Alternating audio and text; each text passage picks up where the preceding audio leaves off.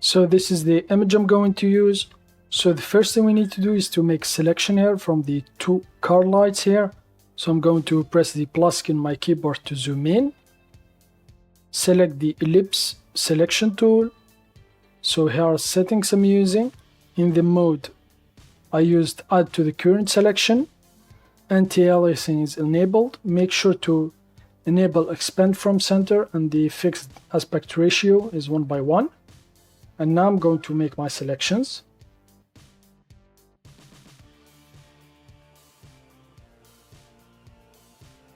So this is the first light, and now let's select the second light. So I'm just going to make selection here from the center since I enabled expand from center. So here it is. And now Control C to copy and then Control V to paste. And now go to select, none, and now right click on the layer to image size. And now if I hide the car layer, so here are two lights. And now press minus key on your keyboard to zoom out. And now select the lights layer, this one here. So I'm just going to double click. I'm just going to name it lights. Press enter. So here it is. Go to colors and then select exposure. And now I'm going to increase the exposure. So here, as you can see. So let's check the preview. Make sure to uncheck the merge filters so we can, for example, change it with the layer effects later. So I think I'm going to leave it like this, and now press OK. And now if you want to have a kind of glow, I'm going to duplicate the lights layer, duplicate it, and then go to filter, blur, and then select Gaussian blur. And now I'm going to increase the blur.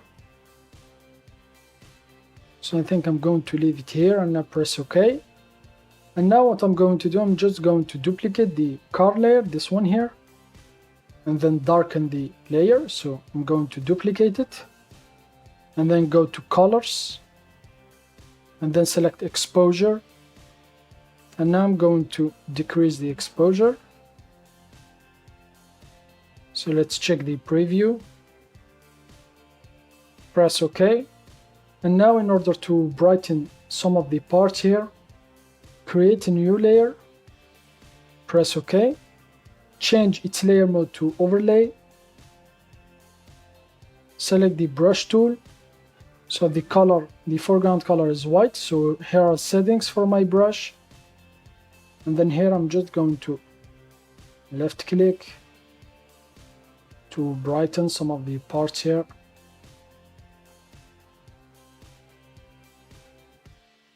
So here it is. So now I'm going to select the top layer, right click, new from visible. And now I'm going to hide these layers so we can see the before and after. So this is the after and this is the before. So for example here I made a small mistake because I used the very big brush. I should have used the small brush to just brighten this part here and these parts here.